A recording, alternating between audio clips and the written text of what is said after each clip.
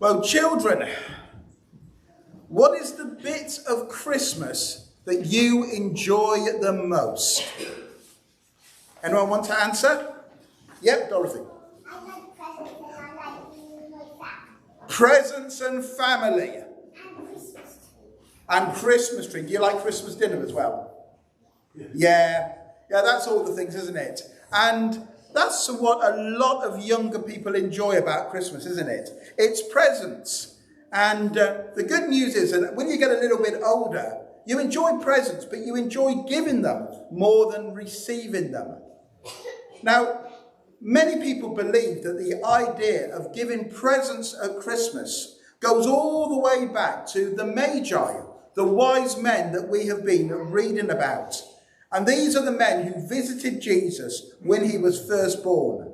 And they travelled maybe 1,000 miles on camels in order to worship Jesus. And part of that worship was given the free gifts, the gifts of gold and myrrh and frankincense. And these magi, or wise men, they're a familiar part of the Christmas story. Did anyone get to play the part of a wise man in their nativity show?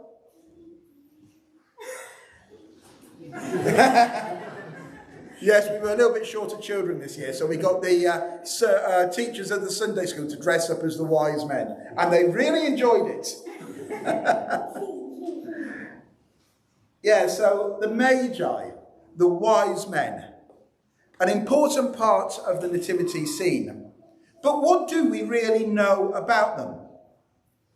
Well, first of all, we know that sometimes they're referred to as the three kings. And that's not the case at all. They weren't kings. That's one thing that we're certain about. What they were is they were advisors to a king. They were wise men. They were well educated. They were a group of experts. A bit like the sort of people that our government would get in one of these Cobra meetings where there's some sort of disaster that the country is facing and they get qualified people to come in who know about the subject and advise our ministers about the best thing to do. And that's what the Magi did. They were a group of people who were experts in different subjects, and they gave their king advice when they were needed. So they were the clever clogs. They were well educated, part of the royal court, and they were there to answer questions. Now, for those of you who know your Old Testament, I'm sure you know about Daniel. And Daniel would have been a Magi.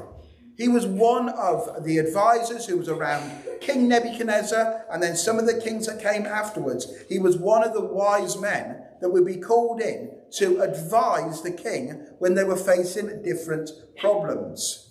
So they were from the royal court. They were rich, they were wise, and one of their special topics of interest was astronomy. Now, this was a long time ago, and there wasn't really much of a difference between astronomy and astrology. The two sort of merged in together. And these were people who studied the stars. They found out all sorts of things. They knew about their stars. They knew about their movements. And they also believed that the stars predicted the future. And in the Bible, God's people are told that they're not to have anything to do with astrology, with horoscopes or anything like that. But we also see that God does sometimes put signs in the sky when he's about to do great things. We've been looking at the book of Revelation, and there's been reference there to things happening in the sky when God is about to do great things. So these were people who God wanted to be there when Jesus was born or just after it. So he spoke to them in a way that they could understand. And this is one of the things about God. He comes down, and when he speaks to us in a way that we notice, a way that we really understand. And with these wise men, it was some sort of star. We don't know whether it was a supernova. We don't know if it was a comet. I think people lean towards it being a comet suddenly appearing, something which travelled across the sky. And they looked at it, they understood it meant someone special, a king had been born, and they decided to follow it and find out more. And that's a good thing to do, because sometimes when God speaks to people, they try and ignore it. But the Magi, they were wise and they did what God wanted them to do, and they followed that star. And that meant a long journey across the desert. We think that they came from somewhere in modern day Iraq, and they had to go up and around because there's deserts there that you can't walk across. A long, long journey. And it would have been a large party. There would have been soldiers with them to protect them because they were important people. And there would be slaves to provide for all of their needs. And they were such a large party that when they eventually reached Jerusalem, they were the talk of the town. And the news even reached King Herod the Great. Now, Herod had been made king by the Romans as a reward for his loyal service. However, even though he was king of the Jews, he wasn't a Jew himself. He was from the land of Edom. And even though he'd married a Jewish lady, he was never accepted by the people. At first, he tried to win their favour. He did all sorts of building projects and even started constructing a significant extension to the temple, the heart of the nation. And that was just coming to a conclusion when Jesus started his public ministry many years later. But at this point in his life, when these Magi arrive, Herod is getting old, he's getting paranoid, and he thinks that people are out to steal his throne. He executes 3 of his sons for plotting against him. A wife also goes to the chopping block, all because of his suspicions against them. Herod the Great is a power-hungry and very dangerous man. So you can just imagine how the arrival of these Magi, looking for the new king of the Jews, went down in the royal household. I imagine Herod would have loved to have extracted the information from these Magi down in the torture room. But he can't, because they're royal advisors to an important king somewhere else. So politically, they're safe. So he decides to get to the heart of the problem by calling a council. And he wants to make sure it's not manned with yes men who tell him what he wants. So he gets 2 completely different political groups to be part of this. There's the teachers of the law, also known as the scribes, and the chief priests.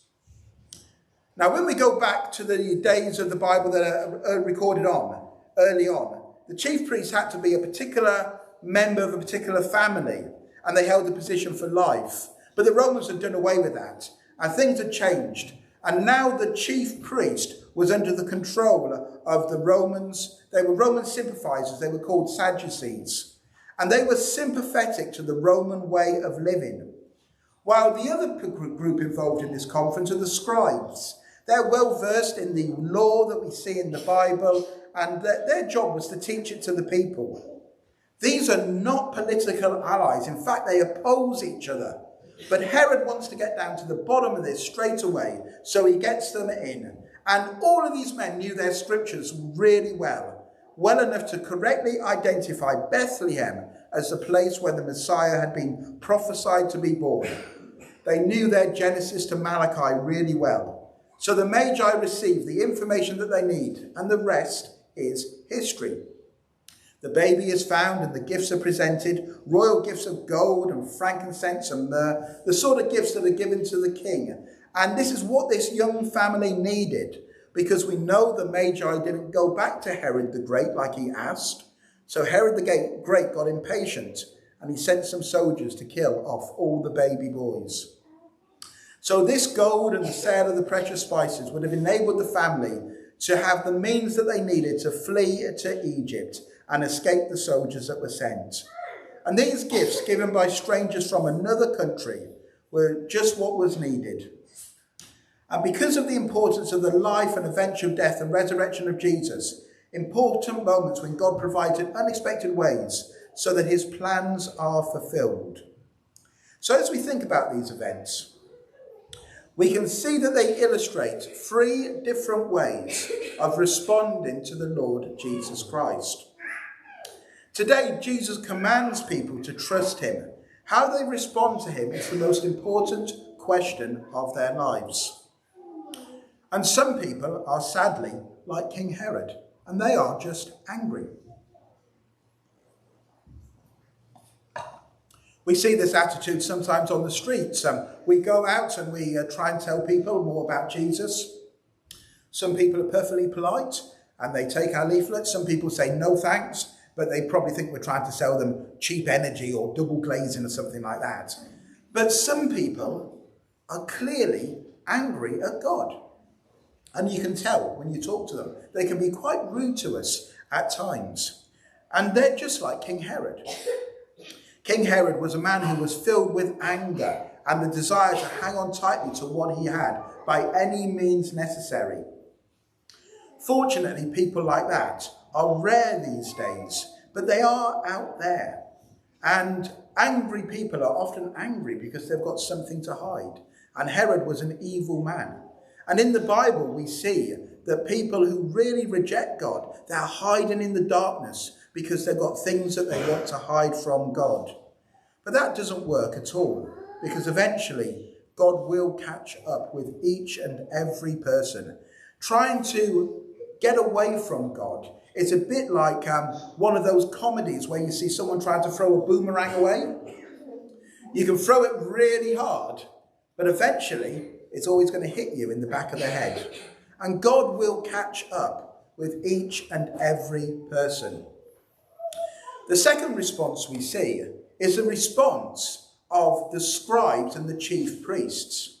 And this is the most remarkable thing about this story, because they tell the Magi where Jesus is going to be born, and it is just a day's walk down the road. It's right next door. These people, the scribes in particular, they're there and they're teaching people God's word. The chief priests, one of their sort of roles is to be on the lookout for the Messiah. And they've got these people come from 1,000 miles away saying, the Messiah has been born. And they just can't be bothered to walk the last few miles with them. They're completely indifferent to the news. And today, that's how many people are about the good news about Jesus. They may know about it. Maybe they went to Sunday school when they were young, or they grew up in a church. But now they've just walked away. The knowledge is there. It's in their heads. But they haven't put it into action. And that's a terrible place to be. Because, as I said earlier, everyone will one day meet with God. And the person who knew about the message and did nothing about it is in a far worse position than the person who never heard at all. So, if that's you, then really think through what's going on. And then thirdly, there's those people who are interested. And this is, of course, the wise men. These are the people who would stop at nothing until they found the newborn king. They appreciated how important he was. And when it comes to who Jesus is, that is the most important question in the world. Because if this is true, then this is the only way that you can be made right with God. It's the only way you can be forgiven. And trusting in Jesus leads to a wonderful life today as well. You become part of the community of the church, God's people, a special family where we all look out for each other. And while we do sometimes make mistakes, God is with us and gives us the grace to keep on going. And we have help for the problems of today. And isn't it terrible when you've got problems and you've got no one to turn to and you just don't know what to do? When you're a Christian, you can turn to God who knows all things, and he always helps his children. And then you have the most wonderful future to look forward to as well, because the promise is there that everyone who trusts in Jesus, everyone who says sorry for the things that they have done wrong, when they die, they will go to heaven. And heaven is so wonderful. It makes the best holiday that you've ever had look boring and grey and rainy. A wonderful future to look forward to. And we can have this because God, in his mercy, sent Jesus to the world, their first Christmas, as the most wonderful of gifts. And if you'd like to find out more about how you can receive Jesus as this gift, please speak to me after the service. Well, let's just say a short prayer and then we will have